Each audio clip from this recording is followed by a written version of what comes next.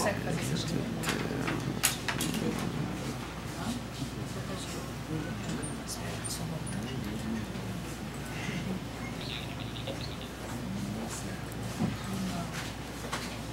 Aí a questão do segredo de justiça você vai deixar só lá em cima, vai trazer aqui a conclusão. Faz, a gente vai independente, já que você tem que fazer. Tá?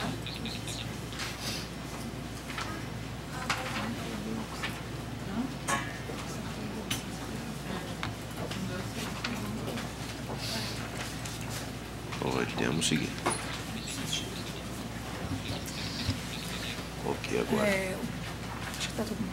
Pode. O próximo é da pauta ainda do Dr. Marco Antônio Paulinelli de Carvalho, é o processo número 22, processo 10.612.35/2017, final 0020, recorrente Sindividro MG, Espírito Santo, eu acredito, recorridos Vidromania e sindicatos empregados no comércio de Belo Horizonte, região metropolitana.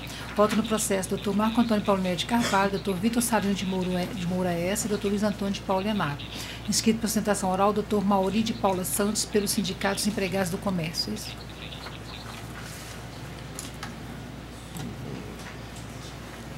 Voto relator. Em princípio, negando o provimento, o doutor quer se manifestar.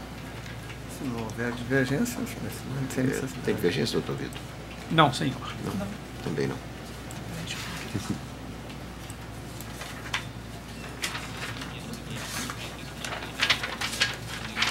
Próximo é o número 42 da pauta do Dr. Luiz Antônio de Paula Enato. Processo 11.492.37/2016, final 0028. Recorrentes Sérgio Rezende Campos, Proema Automotivo S.A., FCA Fiat Chrysler Automóveis Brasil Limitada, recorridos os mesmos, e Toyota do Brasil Limitada. Voto no processo do Luiz Antônio de Paula Enato, relator, doutora Juliana Vignoli Cordeiro e doutor Marco Antônio Paulinelli de Carvalho. Inscritos para sustentação oral, doutor José Vitor Vieira Diniz pela reclamada. Está o doutor José Vitor? O senhor é pela Toyota? E doutora Ana Rita Santos pelo reclamante. Isso? Eu conheço dos recursos no mérito do provimento ao apelo da primeira reclamada para afastar a revelia decretada na origem, do parcial provimento ao recurso do reclamante para sanar o erro material apontado, excluindo o dispositivo da sentença, condenação ao pagamento de honorários advocatícios e ao recolhimento de custos processuais, bem como para deferir a aplicação do teor do disposto na súmula 264 do TST e do disposto na OJ 97 da SDI 1 para o cálculo das horas extras e dos termos da súmula 60 do TST quanto à prorrogação do horário noturno. Nego provimento ao recurso da segunda reclamada, custas pela primeira demandada no importe de 200 sobre 10 mil. Quer se manifestar, doutora? Excelência, boa tarde à turma. Excelência, só uma dúvida. A segunda reclamada ficou com responsabilidade subsidiária? Eu não... Segunda reclamada, não sei. Estou negando provimento ao recurso dela, não sei o que era o objeto aqui, não olhei ainda. O recurso dela foi negado provimento. Excelência, então eu não preciso aguardar voto divergente. Sim. O doutor quer se manifestar? Se não houver divergência com a responsabilidade da Toyota, Vamos ver, doutora Juliana, tem divergência? Eu tenho. Tem duas importantes, porque eu manteria a revelia e confissão, então negaria provimento ao recurso da primeira demandada e daria provimento ao do autor relativamente ao cerceamento de defesa. Teria toda uma mudança aí da decisão. Doutor Paulinelli. Eu estou acompanhando o voto do relator. Então, por maioria, decisão por maioria nos termos do voto do relator.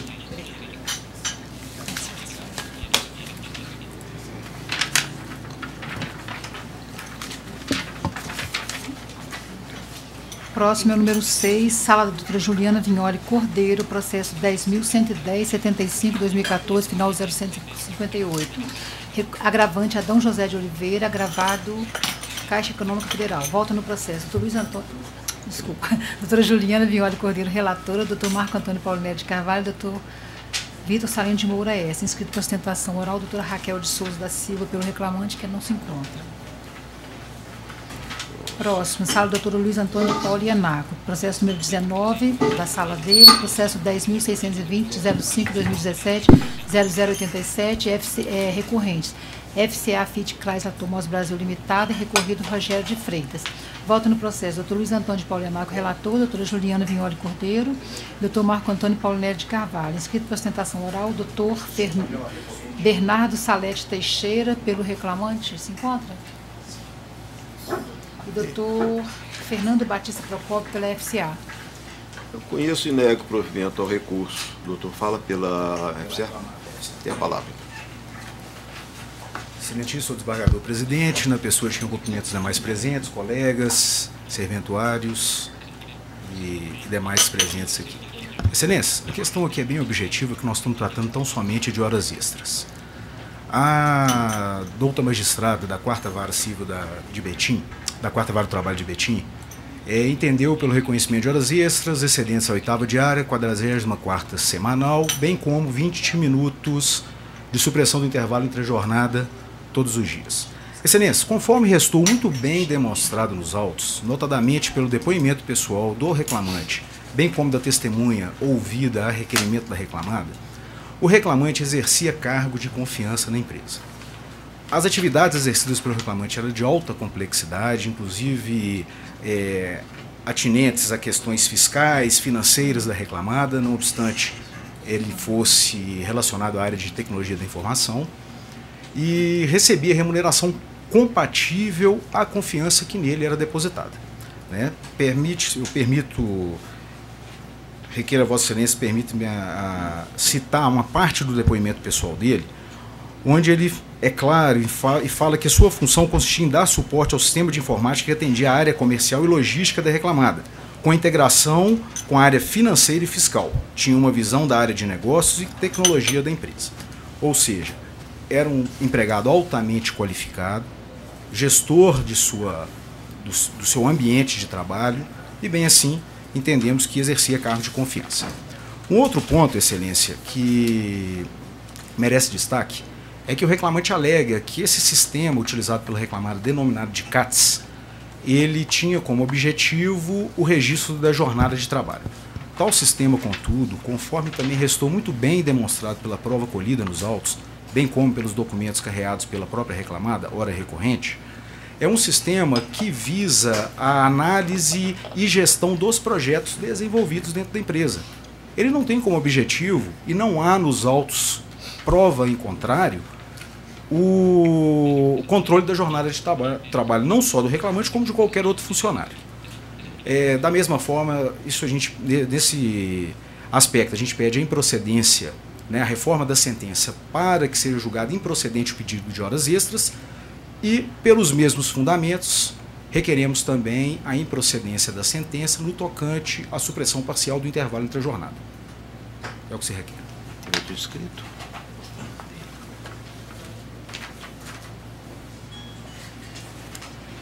Senhor presidente, egrégia turma, eminente, ilustre ex-adversos, a matéria aqui é simples. O reclamante trabalhou na reclamada por 36 anos, exercendo função técnica, conforme confessou o preposto. Peço vênia para ler o pequeno trecho da confissão.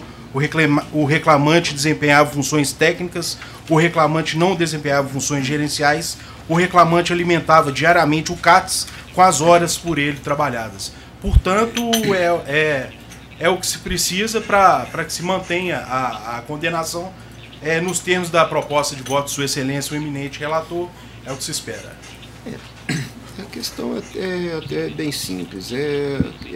Não é saber se a jornada dele era controlada, é saber se era controlável.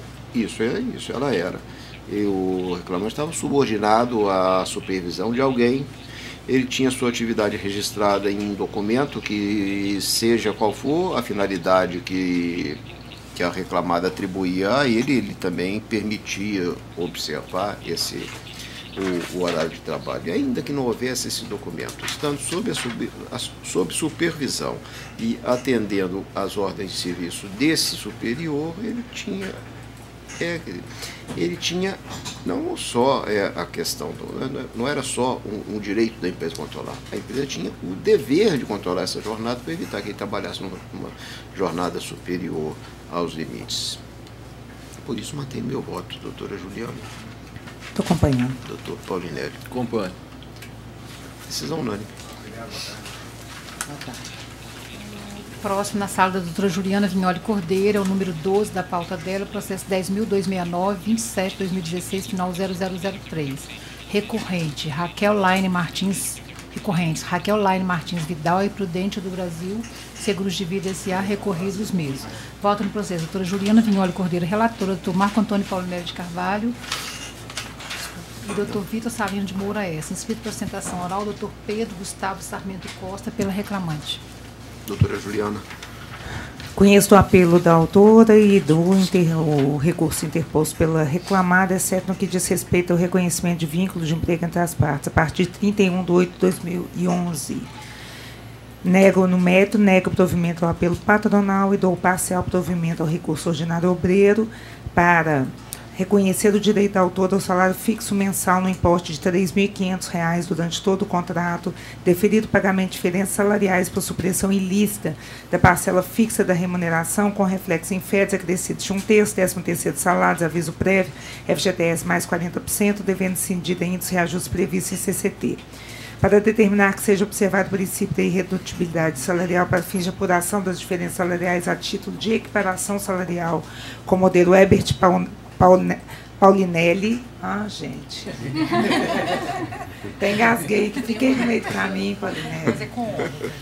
Nos termos do artigo 7, inciso 6º da Constituição da República, não havendo falado em qualquer limitação temporal como feito pelo juízo de primeiro grau, inclusive quanto aos reflexos, sendo procedentes os pedidos deduzidos nas alíneas B, C e D da inicial.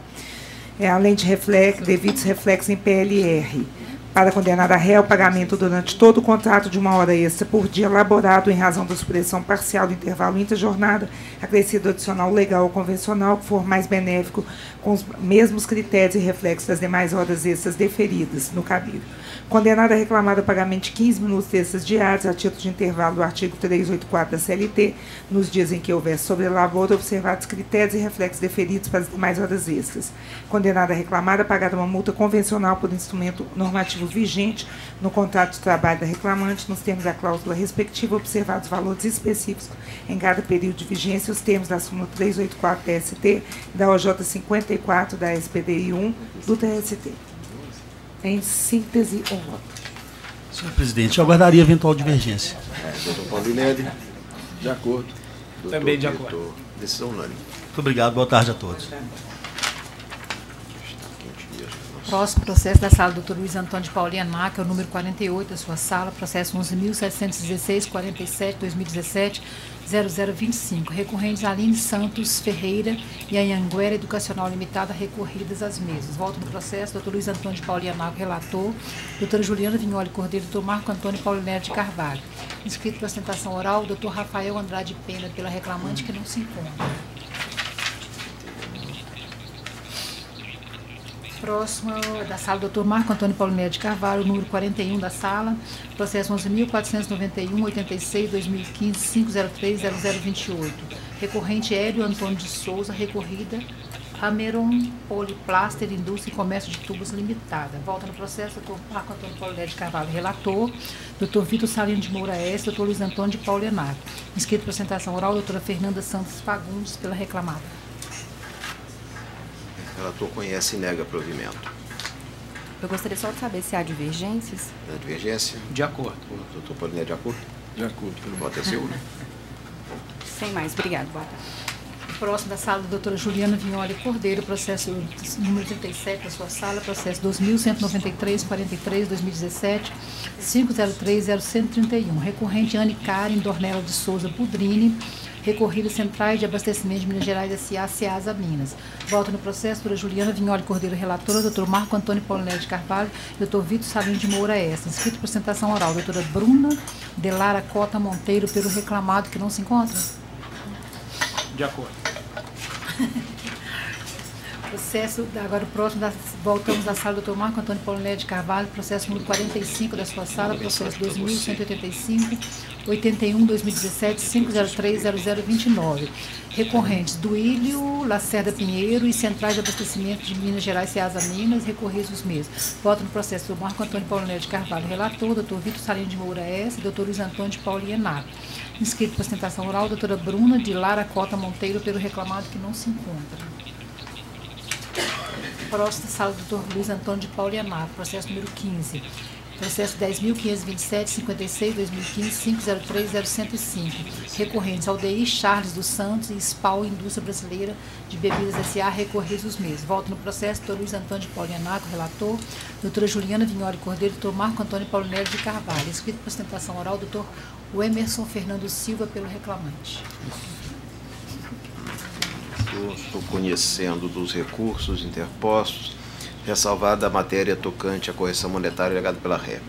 No mérito, nego provimento ao apelo empresário e dou provimento parcial ao recurso obreiro para crescer a fundamentação seguintes pagamentos: 1 hora extra diária por dia de efetivo labor a título de minutos residuais com reflexo em repouso semanal remunerado, férias mais 1/3, 10 salário, aviso prévio e FGTS mais 40%. 1 hora extra diária por 3 dias na semana, com adicional de 50%, a título de intervalo intrajornada com os mesmos reflexos. Vale transporte em relação aos dias de folga por ele elaborados, sem a respectiva quitação do benefício, conforme registro de pontos adunados aos autos, devendo ser desconsiderados os dias de folga em que o labor do autor se deu em razão de permuta. Determino também que seja extirpada da sentença recorrida a fixação de honorários advocatícios, ficando a cargo da ré pagar o pagamento integral de honorários periciais de R$ 2.000, os quais já foram quitados em adiantamento.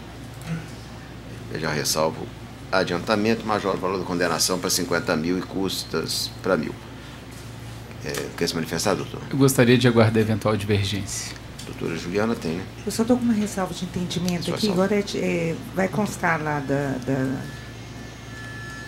vai ser inserido. É porque não tem... Ressalva. Não envia matéria, só tá. Lançou? Não, lancei tem um monte de lançou de entendimento. Lançou ontem. Mas só me falar, coloca, não. Não, ontem 2 horas da manhã, me ajuda. Ela como se fosse anteontem. Deixa eu ver aqui, só um minutinho. Esse é o 15, né? Já foi ontem? Isso é ontem, sim. Isso é ontem. É porque tem um monte de processo assim. Pois é. Mas então, vai ter que falar. nesse aqui, a única coisa que a senhora lançou foi que atendia a acumulação. Acompanha o voto. Alterando entendimento por disciplina judiciária. Eu gostaria que constasse isso no voto. Tá. Você não falou de ressalva nenhuma. Pois é. Com alteração de entendimento, acompanha o voto. Eu gostaria que constasse isso no voto. Ressalva o entendimento. Então em todos os outros que ela lançou isso? Tá. Porque eu vou ter que buscar isso então. Então tá. Não considerar isso uma ressalva de entendimento. Tá. Então só um minutinho, isso eu vou ter que voltar. Doutor Paulo Neto, está de acordo? De acordo. Então a decisão é unânime, com apenas uma ressalva de entendimento. Muito obrigado, boa tarde. Mandei uma mensagem para você aí, dona. Próximo ainda na sala da doutora Juliana Vignoli Cordeiro. Dela ainda. Dela ainda. Isso. Vai ser parecido. Desde hoje cedo, lá de fora. Você viu o vídeo, você vai entender. Essa semana é o segundo suicídio entre agentes da penitenciária de fora. No ano já foram 6. Todos estão abalados. Eu pensei, pelas condições de trabalho. Mas não é da nossa competência. Mas esse que foi, não lembro qual. Acho que 2015. Não são servidores do Estatuto de Competência da nossa. Tá. Mas quem anotou você? Ele?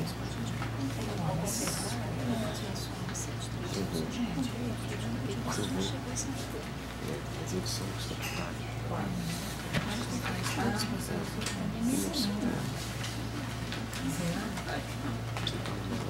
Meu filho era agente, ele até saiu por causa disso. Falou, ele está com maluco igual o pessoal de Madeira.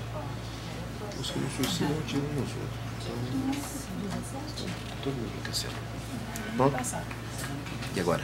Pode ir? Pode ir.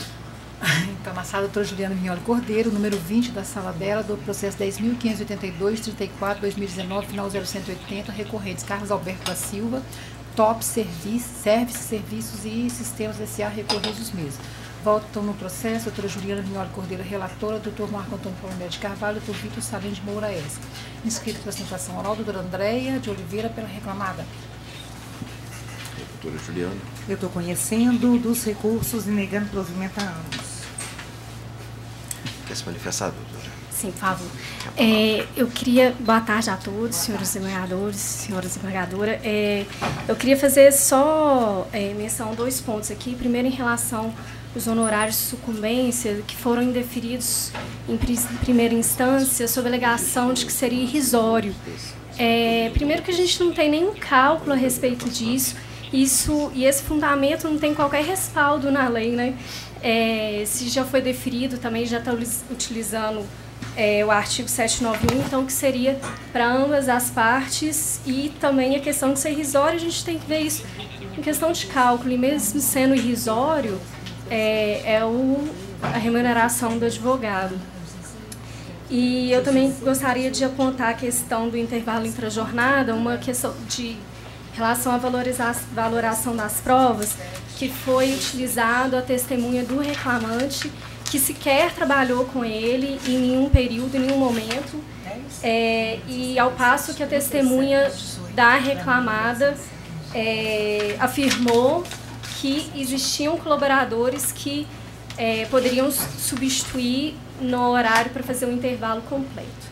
Então, é só esses 2 pontos em relação aos honorários e a questão da valoração da prova, que pede reforma aí da sentença. Quanto ao intervalo intrajornada, minha proposta de voto é pelo fato de ter sido comprovado por esclarecimento testemunhal que não havia mais um controlador de acesso para substituir. Então, óbvio seria que não tinha possibilidade de descanso intrajornada. Relativamente aos honorários sucumbenciais, eu apliquei a norma do artigo 86, parágrafo 1º do CPC, no sentido de que, quando a sucumbência de uma das partes é mínima, ela fica isenta do pagamento de honorários advocatícios. Por esses motivos, doutora, respeitosamente, estou mantendo minha proposta de voto. Doutor Paulinelli, doutor Vitor. Também de acordo. Próximo da sala, doutor Marco Antônio Paulinelli de Carvalho, o processo número 12 da pauta da sala dele, processo 10.357, 45, 2019, final 008. Recorrente Brasil em Gotas Limitada. Recorrida Cibele Geralda Lino Moreira. Volta no processo, doutor Marco Antônio Paulinelli de Carvalho, doutor Vitor Salim de Moura S, doutor Luiz Antônio de Paulo Enac. Inscrito para apresentação oral, doutor Francis Luíri Rocha Rezende, pela reclamada. Voto relator, conhecendo do recurso e negando o provimento. Quer se manifestar, doutor? Sim, excelência. Boa tarde a todos aí. Eu sou do senhor presidente. Eu gostaria apenas de esclarecer que eu acho que nesse caso nós não temos nem condição de entender. Eu acho que, primeiramente, em relação à nulidade, deveria se fazer uma perícia nesse caso, porque a documentação trazida até mesmo pela própria reclamante demonstra que a concepção se deu posterior ao final do aviso. A concepção, porque a última menstruação dela, de acordo com toda a documentação juntada por ela, os atestados dela, a última menstruação se deu em 2 de dezembro e a concepção se dá, no mínimo, 11 dias depois, certo? Então, seria depois do dia 11. E o final do aviso dela se deu dia 7 de dezembro. Então, isso acho que nós não temos condição nenhuma de entender isso. A juíza deveria ter determinado uma perícia médica para que fosse avaliado, porque a simples certidão de nascimento que foi juntada, a criança pode ter nascido com 38 semanas, com 39, minha filha nasceu com 37. Então, não é assim que se faz uma avaliação. A documentação, os atestados que a reclamante juntou, se retroagindo, nós juntamos até as calculadoras, todas médicas, nenhuma da concepção antes do dia 11 de dezembro. Então, não tem como se deferir uma coisa dessa para a reclamante. Peço a revisão nesse caso. Muito obrigado. Doutor Paulinelli. Eu entendi que, em face dos atestados apresentados, a concepção teria ocorrido em 2/12 de 2018 e, assim, dentro ainda do período de aviso prévio. Então, eu estou mantendo a proposta. Tendo de modo diverso, nos mesmos termos já sustentados da tribuna e nas razões do próprio recurso, eu daria provimento. Doutor Vitor. Eu vou votar com o relator pela objetiva razão de que o fato da concepção, ainda que na época não fosse de conhecimento do empregador, ainda assim ele segue responsável por este fato diante da proteção social envolvida aí. E, portanto, eu voto com o relator. A minha razão, e com isso eu até concordo, doutor Vitor, a minha argumentação é que ela teria ocorrido após o contrato, nesses termos que eu estou divergindo. Então, por maioria, decisão nos termos do voto do relator. Obrigado. Próximo é na sala da doutora Juliana Vignoli Cordeiro, processo número 4, processo 10.001, 59, 2019, 503.0102, recorrente Viviane Quaresma Leite Magalhães, recorrido Banco do Brasil S.A. Voto no processo, doutora Juliana Vignoli Cordeiro, relatora, doutor Marco Antônio Paulinete de Carvalho, doutor Victor Salino de Moura S. Inscrito por sustentação oral, doutora Ramile Taquatinga, pelo reclamante. Doutora, eu estou conhecendo o recurso e negando provimento. Quer se manifestar, doutora? Quero. Boa tarde, nobres desembargadores e demais presentes. Esse processo visa comprovar a perseguição sofrida pela reclamante com reconhecimento do direito subjetivo à contratação. Gostaria de destacar alguns pontos bem breves. Primeiro é que não há dúvida acerca da contratação de temporários. O que há dúvida é sobre a alegação do reclamado que os contratos se findaram em 2013, haja vista não ter cumprido a decisão de exibição de documentos deferidas no curso do processo em antecipação de tutela. Foi deferido esse pedido de exibição de documentos, o Banco do Brasil simplesmente não apresentou, só alegou que tinha acabado os contratos de temporários e ele não cumpriu com a decisão e o processo seguiu. Então ele desrespeitou o princípio da cooperação processual. Considerando que a prorrogação dos contratos se dava por 60 meses, ou seja, 5 anos, entende a recorrente que, porque a vigência inicial dos contratos era de 7 meses a 12 meses, entende a recorrente que prorrogar em até 60 meses macula o caráter transitório dos dos contratos temporários. No segundo ponto, apesar de o reclamado falar em previsibilidade, ele falou exatamente isso. A finalidade que culminou na contratação de temporários ela é recorrente, dada a magnitude do banco. Fato, inclusive, já reconhecido em decisões de casos análogos contra o reclamado e correlacionado aos autos. Em terceiro lugar, gostaria de que os nobres desembargadores se atentassem à similitude de atribuições do edital e do contratos temporários. Porque o edital ele vem nas atribuições dos escriturários de forma específica, enquanto os contratos, os contratos advindos dos pregões descrevem as funções dos temporários de forma genérica, ou seja, os concursados têm forma específica e os temporários de forma genérica. Dessa forma, dá para ver a similitude de atribuições e a recorrente considera que, por exemplo, se um jardineiro X é contratado para cuidar da mangueira e da palmeira e o jardineiro Y é contratado para cuidar do jardim inteiro, quem cuida do jardim inteiro também cuida da mangueira e da palmeira. Então, há similitude, sim, de atribuições. Assim, a manifestação da existência de vagas é inequívoca por parte do reclamado, mesmo que o concurso tenha sido para cadastro de reserva, ou seja, existe a manifestação inequívoca, demonstrando a existência de vagas, então nasceria o direito subjetivo à contratação da reclamante.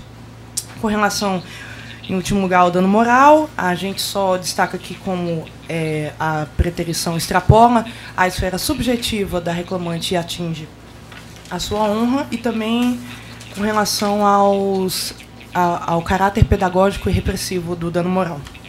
No destarte pugna-se pelo provimento do presente recurso com a reforma da sentença para considerar procedentes os pedidos desordiais. Muito obrigada. Quanto a esse assunto de preterição em certame público, em concurso público, a doutora deve saber que eu já fui relatora de diversos processos dando por essa procedência desse pedido. né? Obviamente, também, cada caso é analisado separadamente de acordo com as provas. Nesse caso específico, a homologação do resultado do concurso, ela se deu em 8/5/2014, e o prazo foi prorrogado para 8/5/2016. Por outro lado, os editais de pregão que foram impugnados aí pela autora, eles aconteceram em 20/9/2012 e 22/4/2013. Então, de acordo com o entendimento que já foi amplamente divulgado do Supremo Tribunal, inclusive, se não há uma prova inequívoca de pretensão do candidato, ou seja, deveria ter sido o inverso. Essa terceirização, vamos supor que tenha acontecido, e vamos supor também que as funções fossem idênticas, porque isso tudo está analisado no voto, mas vamos imaginar isso. Teria que ser no prazo de concurso, de vigência do concurso, e não o contrário. Antes da realização desse concurso, e obviamente antes da sua homologação, a empresa realizou 2 editais, né, publicou e realizou 2 pregões.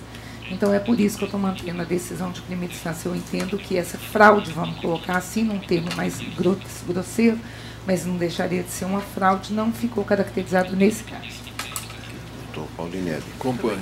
Doutor Vitor. É exatamente isso que impede o sucesso do pleito pretendido, o voto com a relatora. Decisão unânime. Obrigada. Boa tarde. Próximo, na sala, doutor Luiz Antônio de Pauliano Marco, número 14, processo 10.491-76-2019-503-0336. Recorrente, Jonathan Bruno de Jesus Santos e Color Têxtil de Participações Limitada. Recorridos os mesmos. Vota no processo do Luiz Antônio de Pauliano Marco, relator, doutora Juliana Vignoli Cordeiro e doutor Marco Antônio Paulinelli de Carvalho. Inscrito para sustentação oral, doutor Aleph Lucas Gonzaga Camilo, pelo autor. Estou conhecendo dos recursos, negando provimento ao da ré e vencido na matéria, dando parcial provimento ao recurso do autor para desautorizar a compensação da verba sucumbencial por eventuais créditos obreiros, suspender a exigibilidade de pagamentos honorários devidos pela parte autora, os quais deverão ser executados se o credor demonstrar que deixou de existir situação de insuficiência de recurso que justificou a concessão de gratuidade, extinguindo-se passados 2 anos. Em resumo, é o voto majoritário. O doutor quer se manifestar? Unanimidade? Há unanimidade? Não, eu já me declarei vencido. Esse é o voto majoritário. Vai prevalecer esses termos. O doutor Paulinelli está de acordo com a doutora Juliana também. Também de acordo. Exatamente. Obrigado, gente.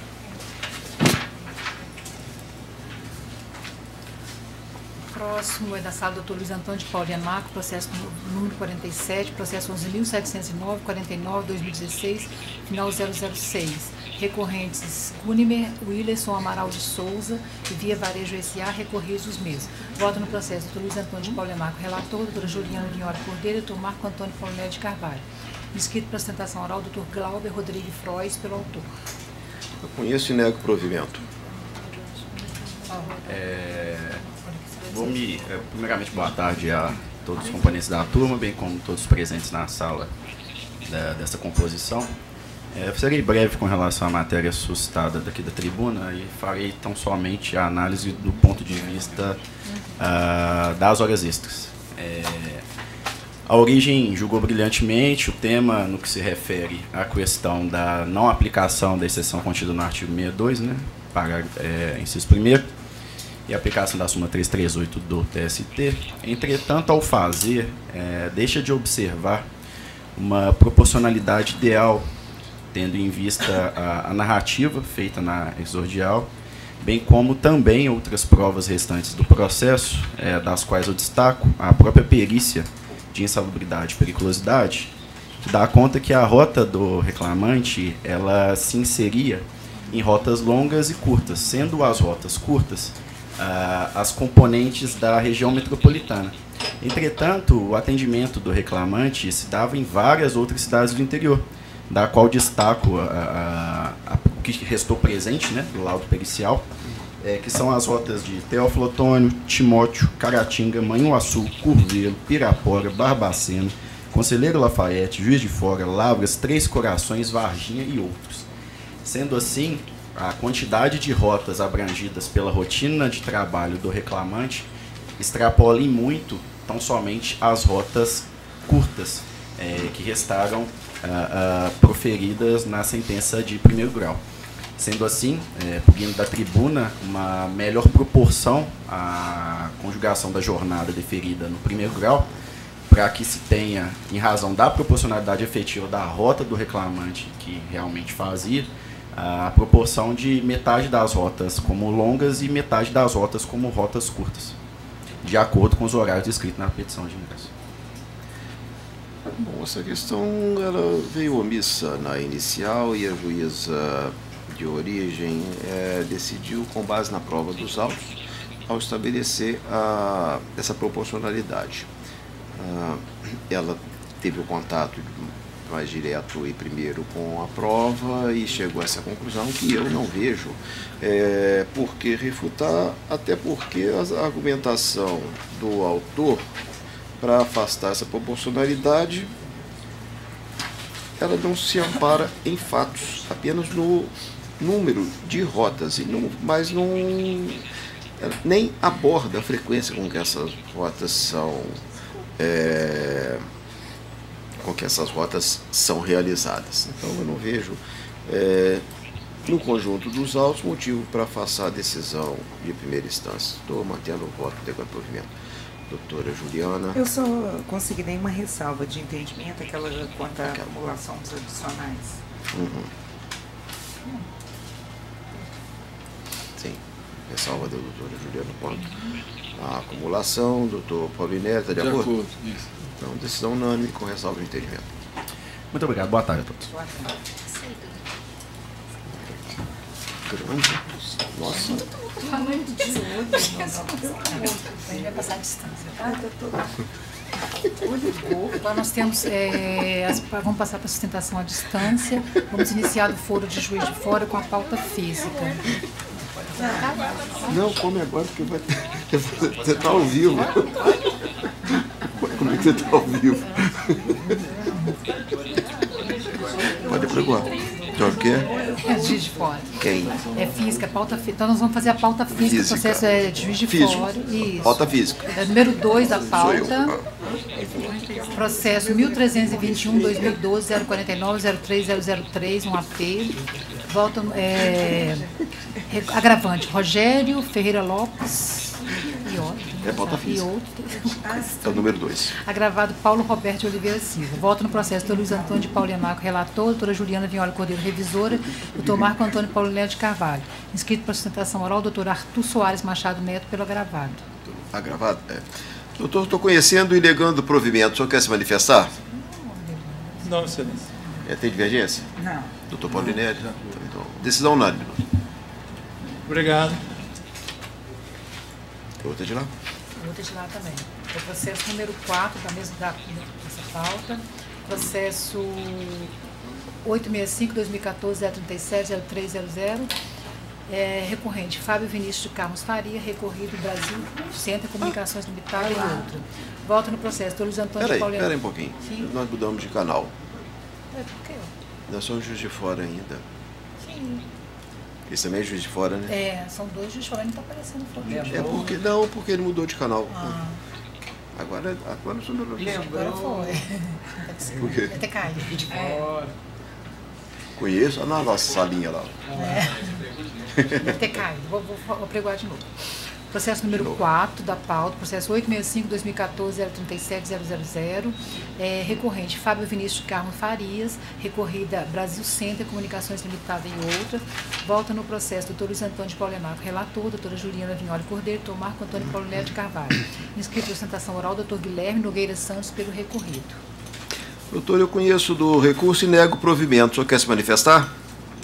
Excelência, somente em caso de eventual voto divergente, por gentileza. Divergência, doutora Juliana? Não, só também ressalva de entendimento quanto à licitude da terceirização. Doutor Paulinelli? De acordo. Decisão unânime, doutor, com ressalva de entendimento apenas. Acho que obrigado, excelência. Não. Acabou? O físico, sim. Só um pouquinho. Deixa eu perguntar, então eu posso... Agora é vara de... O Paulinelli não está acompanhando o relator ou intervenção? Relator. Sim, então sim. Vamos lá. Tem mais um de lá? Físico? Física, porque eu fiquei vencida no processo 1 e não tem divergência. Ainda tem mais alguma escrita de juiz de fora? Peraí. Já que vocês julgaram os físicos, deixa eu ver se está certinho. Peraí. O 1 a senhora tem uma divergência, né? Eu fiquei vencida nele, né? Tá, e o outro não tem divergência nenhuma. Não. Certinho. Beleza. Agora a gente vai para Uberlândia. Mas já tem um juiz de fora? Ah, tem juiz de fora, tem físico. Tem. Desculpa. Tem mais. Ansiedade? Tem, é a distância. Processo 39, da sala do Dr. Marco Antônio Paulo Médio Carvalho. Me ajudando aqui. Processo 11.239, 48, 2018, final 038. Recorrência MRS Logística S.A. Flávio Neves dos Santos, recorrido suspenso. Voto no processo. Dr. Marco Antônio Paulo Médio Carvalho, relator. Dr. Vitor Salino de Moura S. Dr. Luiz Antônio de Paulo Enar. Ainda escrito para sustentação oral, Dr. Guilherme Nogueira Santos, pela reclamada. Tá, Vitor está com o relator, né? Como é que chama o advogado? Guilherme. Doutor Guilherme, pode ouvir, né? Perfeitamente, excelência. Adiantando o voto do relator, conhecendo dos recursos ordinários, no mérito dando parcial provimento a ambos. Ao da reclamada, para determinar que o pagamento de uma hora extra pela supressão do intervalo da jornada deverá observar os dias em que a jornada do reclamante for superior a 6 horas diárias, conforme se apurar no cartão de ponto, mantidos os demais parâmetros fixados na origem. 2. Fixar que incide correção monetária com base na TRD até 24 de março de 2015 e com base no IPCA-E a partir de 25 de março de 2015. 3. Autorizar a dedução das parcelas comprovadamente pagas pela ré no mesmo título das deferidas. Ao do reclamante, 1. Determinar a restituição do desconto efetuado no acerto rescisório a título de carnê-refeição no importe de R$ 682,42.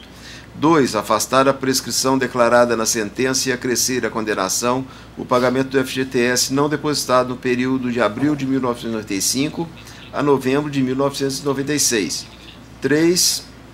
Declarar que o autor enquadra-se na categoria B do artigo 237 da CLT, considerando-se como labor todo o tempo à disposição do reclamado, aqui incluídas as horas de prontidão e de passe.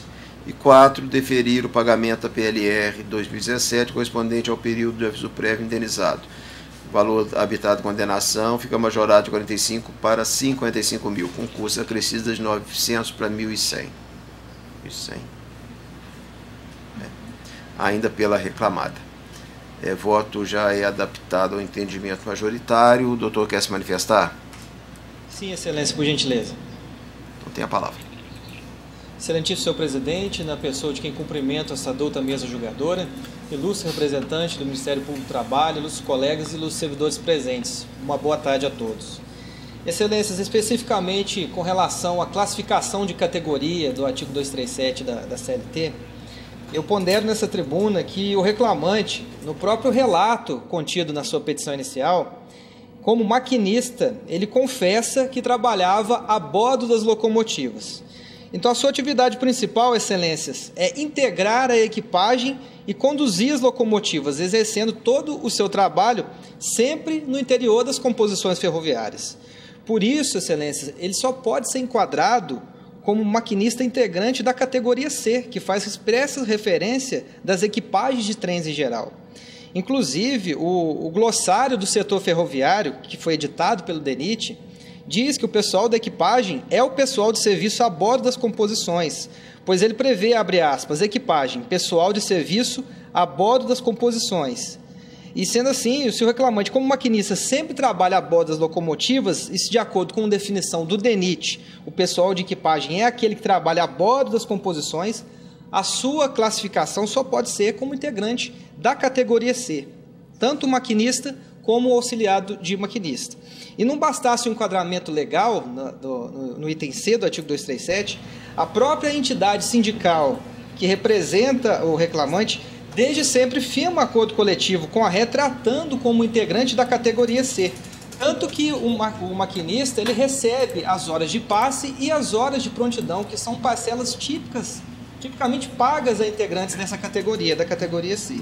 E não bastasse tudo isso, excelências, o próprio Polêmico Tribunal Superior do Trabalho, onde fixou o seu entendimento jurisprudencial na súmula 446, enquadrou expressamente os maquinistas na categoria C do artigo 237. Então, se a própria lei, os acordos coletivos de trabalho e entendimento sumulado do Tribunal Superior do Trabalho enquadram um maquinista da categoria C, data máxima vênia do voto proferido, não existe outro enquadramento para ele. Enquadramento da categoria C, data máxima vênia do entendimento em contrário. Portanto, eu firmo aqui a sustentação oral, reitero também as contrarrazões e as razões de recurso ordinário e peço pelo seu integral provimento. Obrigado e boa tarde a todos. Doutor Paulinelli. O voto é bastante extenso, são 36 páginas com 22 tópicos. Eu estou mantendo a proposta de voto conforme as partes terão conhecimentos quando da publicação. Eu estou apresentando aqui uma divergência. Eu daria provimento ao recurso da reclamada, em especial ao enquadramento de categoria. A categoria B do artigo 237, ela faz referência ao pessoal que trabalha em lugares ou trechos determinados, cujas tarefas requeram atenção constante, pessoal de escritório, turmas de conservação e construção de via permanente, oficina e estação principal, e inclusive respectivos telegrafistas, pessoal de tração, laço e revistadores. Esse pessoal de tração pode incluir alguns maquinistas que trabalham exclusivamente em áreas de manobra. O maquinista, em geral, aquele que trabalha na condução da composição ferroviária, ele faz parte das equipagens de trens em geral, que é a linha C do artigo 237. Não tem como enquadrar o maquinista em outra categoria, porque ele não trabalha em lugares ou trechos determinados. Já começa por aí, não pode ser categoria B se ele não tem um local fixo de trabalho, que é aquele trecho, só aquele trechinho, que é pequenininho, área de manobra. Equipagens de trens em geral, todo pessoal que tem como local de trabalho a própria composição ferroviária é categoria C. Eu não entendo por que se distorceu tanto o entendimento desse dispositivo nos últimos anos.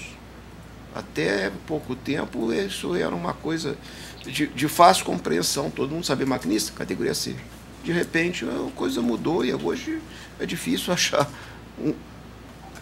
uma decisão que enquadre isso corretamente do maquinista do trem na categoria C.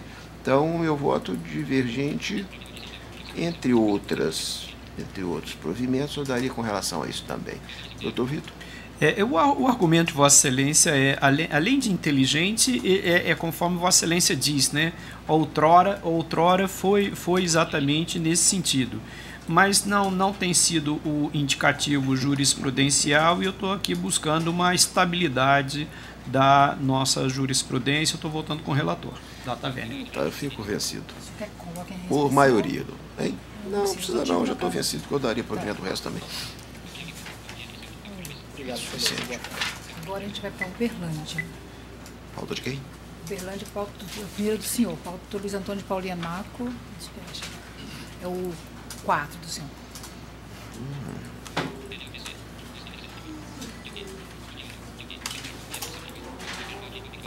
Muita inscrição na minha pauta, eu nunca tenho tanto. Acho que é despedido. Não tem nada. Processo número 4 da pauta do Dr. Luiz Antônio de Paulianaco, processo 10.149.48-2019-5030174. Recorrente Viviane Carina Campos Tormin, recorrido município de Araguari. Volta no processo Dr. Luiz Antônio de Paulianaco, relator, doutora Juliana Vignoli Cordeiro, doutor Marco Antônio Paulinelli de Carvalho. Inscrito para sustentação oral, doutor Willy Falcomer, filho, pela reclamante. Doutor Willy? Boa tarde, excelências. Eu não consigo ouvir o impulsor. Doutor, você está ouvindo? Eu estou ouvindo perfeitamente, excelência. Esse é o 4 o senhor é o doutor Willy, né? É 4 da pauta. Isso. Processo número 10.149. O senhor lançou uma nova... Tá, eu estou lançado hoje. É já adaptado. Então, o voto já adaptado ao entendimento majoritário, conhecendo do recurso interposto, no mérito, dando provimento parcial para condenar o reclamado ao pagamento do vale alimentação dos meses de janeiro e fevereiro de 2017 e a partir de agosto de 2017, estando autorizada a dedução das parcelas jactadas idêntico título, bem como para determinar a incidência de correção monetária com base na TRD até 24 de março de 2015, com base no IPCAE a partir de 25 de março de 2015. Provimento ainda para condenar o reclamado a pagar as diferenças do adicional de salubridade, vencidas e vincendas, decorrentes da adoção da base de cálculo correspondente ao salário base da reclamante, com reflexo em horas extras, FCC, férias, mais um terço, FGTS, função gratificada, promoção de quinquênios, além de deferir a demandante o benefício da justiça gratuita. O valor da condenação fica majorado para 2.000, concurso ainda pelo réu. Não, isento. Isento. Né? Quer se manifestar, doutor? Excelência, então, se bem entendi, fui vencido no meu recurso apenas com relação à gratificação de função. Não sei, ele fala por quem? Pelo reclamante? É, pelo reclamante.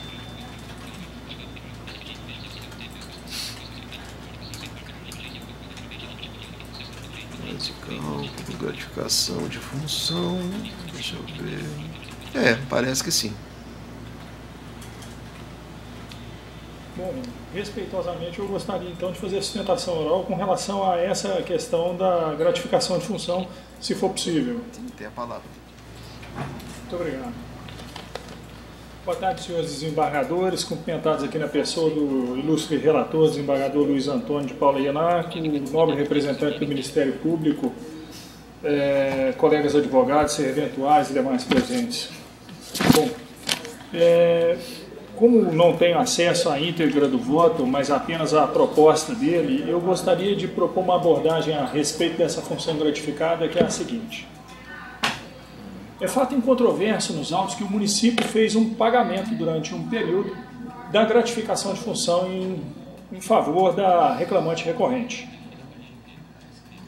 E nessa ação ele não pede sequer de volta esse dinheiro desse pagamento de gratificação de função. Há então um reconhecimento expresso de que esses pagamentos eram devidos. Com a troca do alcaide municipal pelas eleições municipais passadas, houve uma supressão desse pagamento. Mas não houve uma alteração das funções da reclamante, excelências. Bom, ela foi admitida por concurso público.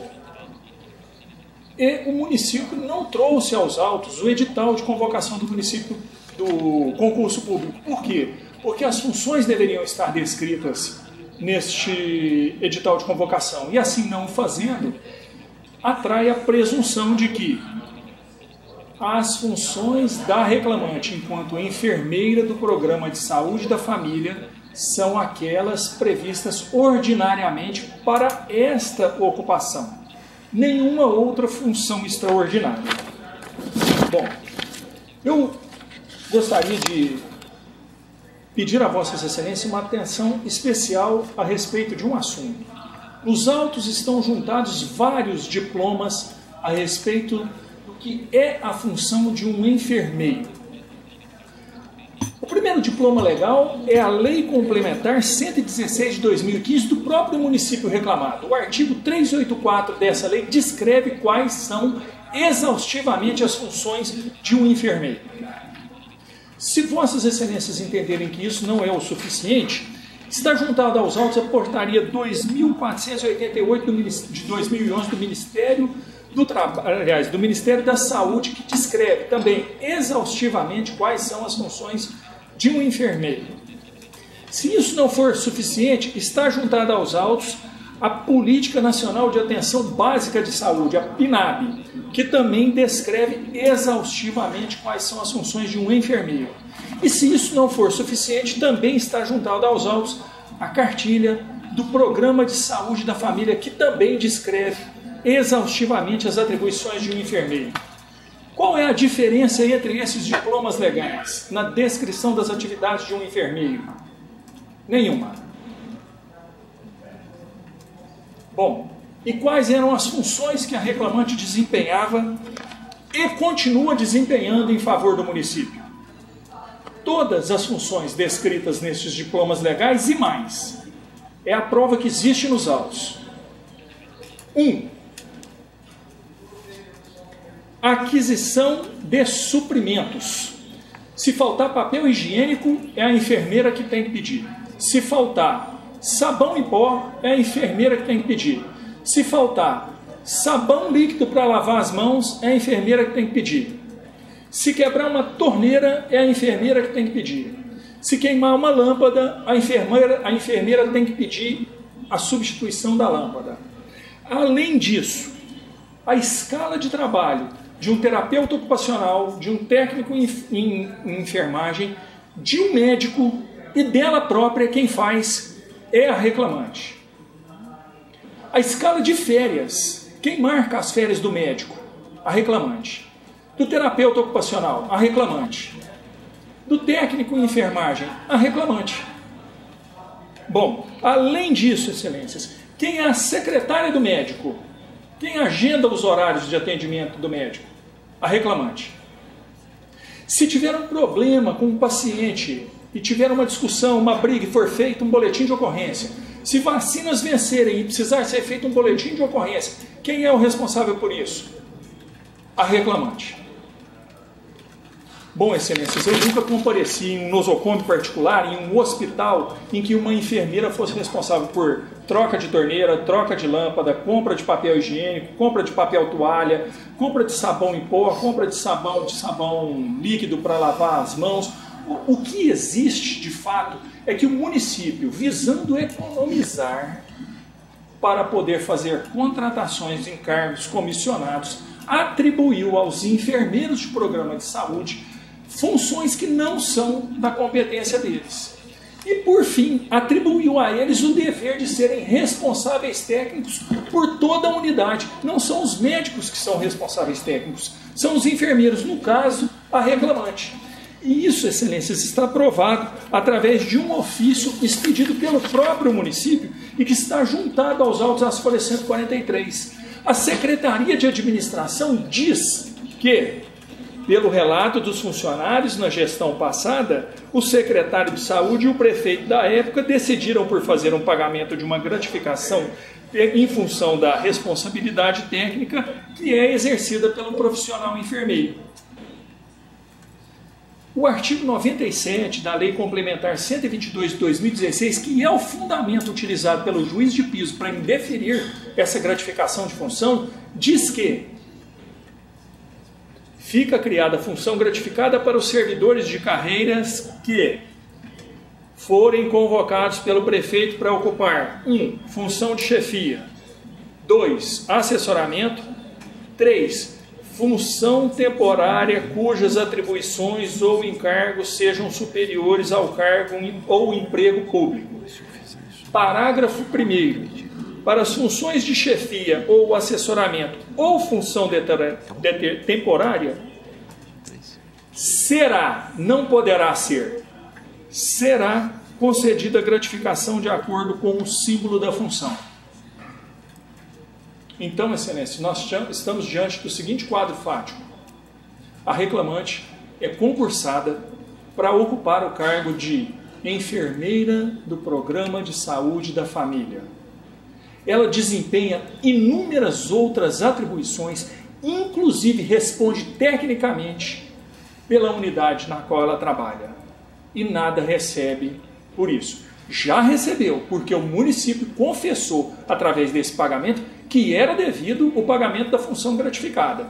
Agora não recebe mais. Enfim, ela vai continuar desempenhando as mesmas funções que ela desempenhava antes, que não podem ser exigidas dela, porque não são parte do edital de convocação, sim, que não são exigidas, não podem ser exigidas dela, porque não fazem parte do edital de convocação e nem parte da descrição das atividades dela, de acordo com a própria lei complementar municipal, e não vai receber nada.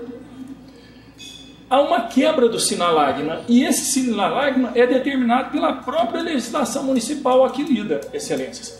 Por isso, respeitosamente, entendo que a reclamante faz sim jus à continuidade do pagamento da gratificação de função, na medida em que ela continua desempenhando as mesmas funções pelas quais ela já percebeu essa mesma gratificação. Com as desculpas a vossas excelências pela demora na sustentação oral, esse é o fundamento do meu pedido de reforma. Muito obrigado. Em se tratando de contrato de trabalho em que prevalece a realidade sobre a forma, a argumentação até faz sentido. Mas tem um particular nesse processo que é a natureza da parte empregadora. No caso, é o ente público. E nesses casos, prevalece aqui um princípio do direito administrativo da legalidade. Em contratos envolvendo ente público, o contrato de realidade, se contraria a forma legal estabelecida ou os requisitos exigidos em lei, ele é nulo. Então, se a reclamante é contratada para uma função e exerce outra, ela está em desvio de função. Fosse uma empresa, adequaria o contrato à realidade dela. Sendo um município, adequa-se a atividade dela aos termos legais dentro dos quais ela foi contratada.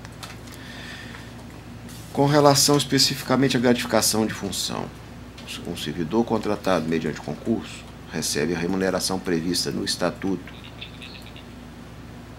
Para receber gratificação de função, ele tem que cumprir um requisito específico, a nomeação pelo prefeito, através de uma portaria, enquadrando aquele funcionário naquela função gratificada de acordo com a legislação vigente. E não a bel prazer, criando funções ou gratificações para funções que o servidor já exerce. Isso depende de um processo legal e da existência de um instrumento jurídico em que se enquadra a gratificação. Não é o caso aqui, então, por isso eu estou negando o provimento. Doutora Juliana. Eu vou pedir vista desse processo. Sim. O processo retirado, com vista para a desembargadora Juliana. Excelências, muito obrigado, uma boa tarde e um bom trabalho a todas as vossas excelências. Boa tarde, obrigada. Ainda do Foro de Uberlândia, processo número 14, da pauta doutora Juliana Vignoli Cordeiro, processo 10.302.88/2016, final 0044, recorrentes Algar Tecnologia, Consultoria S.A., Tempo Serviços, Limitada, Banco Bradesco S.A., Banco Bradesco Cartões S.A. e recorrida Nayara Carolina Ferreira Vieira. Voto no processo. Doutora Juliana Vignoli Cordeiro, relatora. Doutor Marco Antônio Paulino de Carvalho. Doutor Vitor Salino de Moura S. Inscrito para sustentação oral, doutora Vanessa Dia Lemos Rebelo, pelos reclamados. Excelência, se me permite, doutora Juliana. A Vanessa pediu para informar a vossas excelências que, em virtude de um compromisso particular, profissional, ela não pôde aguardar para fazer a sustentação oral. Sim, então, diante da ausência, da sequência, né? Acabou? Mas tem algum destaque em alguma pauta? Tem, da do senhor não tem, eu tenho na pauta da doutora Juliana. Não sei se a doutora não, o senhor tem.